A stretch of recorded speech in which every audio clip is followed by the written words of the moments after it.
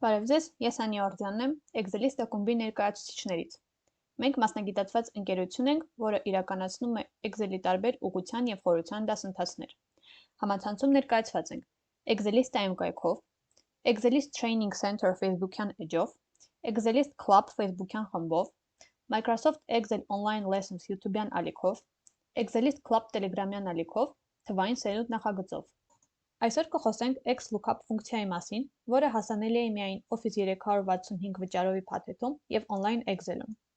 Excel-ի XLOOKUP ֆունկցիայի նպատակն է գտնել ցանկալի արժեքը տիրույթում։ Այն ժամանակակից և ճկուն փոխարինում է հին ֆունկցիաների համար, ինչպիսիք են VLOOKUP-ը, HLOOKUP-ը և LOOKUP-ը։ XLOOKUP-ը աշխատում է մոտավոր և ճշգրիտ համընկնումների հետ, wildcards-ի հետ, որոնումները կատարում է և ուղղահայաց, և հորիզոնական տիրույթներում։ Ծանոթանանք XLOOKUP ֆունկցիայի սինտաքսին։ Lookup value-ն այն արժեքն է, որը ցանկանում ենք գտնել։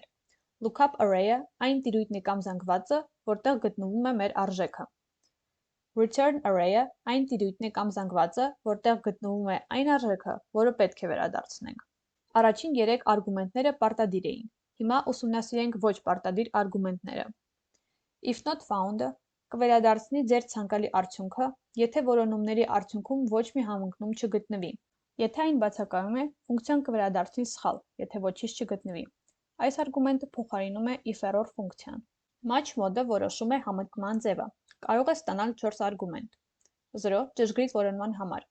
Եթե ոչ մի համընկնում չգտնվի, այն կվերադարձնի սխալ։ 1 ճշգրիտ որոնման համար, բայց եթե ոչ մի համընկնում չգտնվի, այն կվերադարձնի հաջորդ փոքրագույն արժեքը։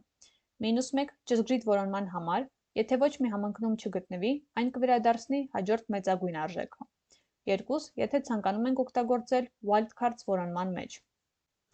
Default արժեքը 0-ն է։ Search mode-ը որոշում է որոնման ձևը։ Ընդունում է 4 արգումենտ։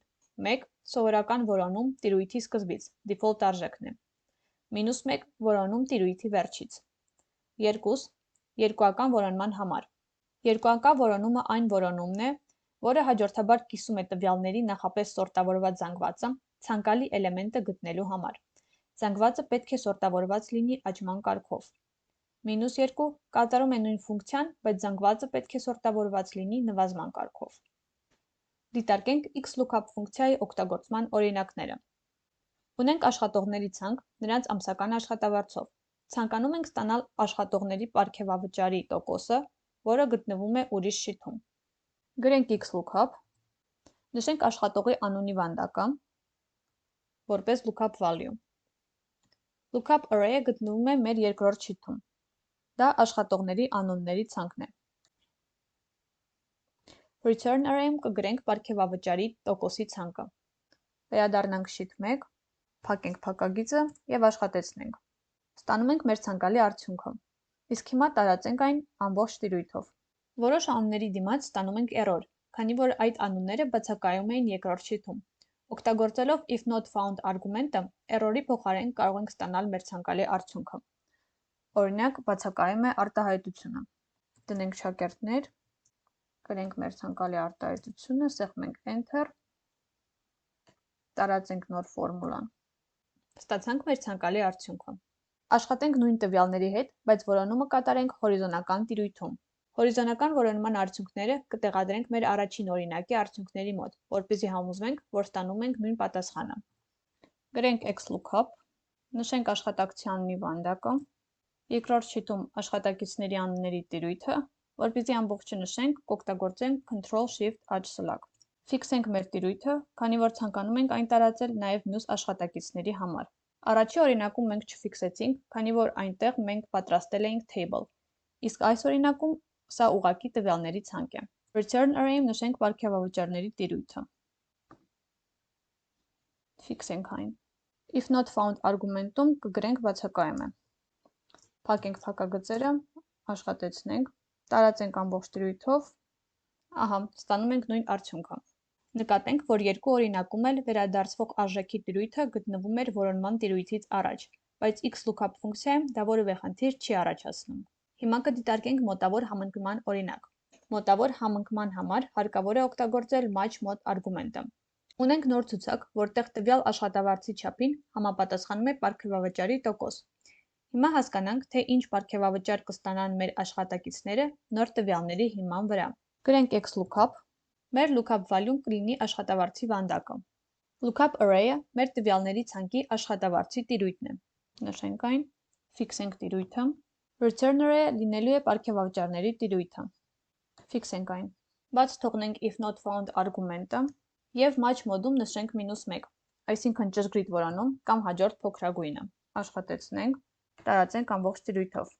Տեսնենք, որ օրինակ Վարդան Ավագյանը ստանում է 110,000 դրամ։ Մեր տվյալների ցանկում նշված է, որ 2% պարգևավճարը համապատասխանում է 100,000-ից 150,000 դրամ միջակայքին։ 110,000 դրամը մտնում է այդ միջակայքի մեջ և match mode-ում նշելով -1 ստանում ենք 0,02,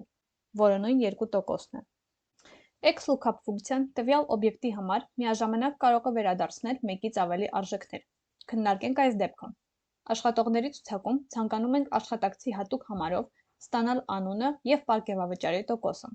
Գրենք XLOOKUP, նշենք համարի վանդակը, որոնման տիրույթը և որպես վերադարձվող արժեք կնշենք պարգևավճար և աշխատակից շների արժեքները։ Աշխատեցնենք, ստացանք մեր ցանկալի արդյունքը։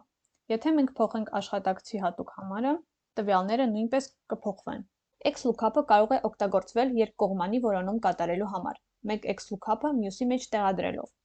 Ունենք աշակերտների ցուցակ և նրանց թեստերում հավաքած միավորները։ Ցանկանում ենք իմանալ, թե Պողոսյան տ-ն թեստի համար քանի միավոր է հավաքել։ Գրենք XLOOKUP, նշենք թեստի վանդակը, որոնման տիրույթը C3-ից E3, Return array-ում կգրենք ևս մեկ XLOOKUP ֆունկցիա։ Բայց աշակերտների ցուցակում գրված է ոչ միայն ազգանունը, այլ նաև անվան առաջին տառը, իսկ մենք ցանկանում ենք միայն ազգանունը մուտքագրելով ստանանք միավորների քանակը։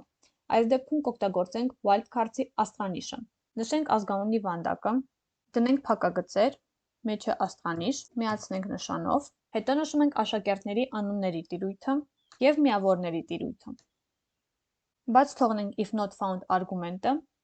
և match mode-ում, քանի որ օգտագործել ենք wildcard-ը, պետք է գրենք 2, հակառակ դեպքում կստանանք սխալ։ Փակենք երկու փակագծերը,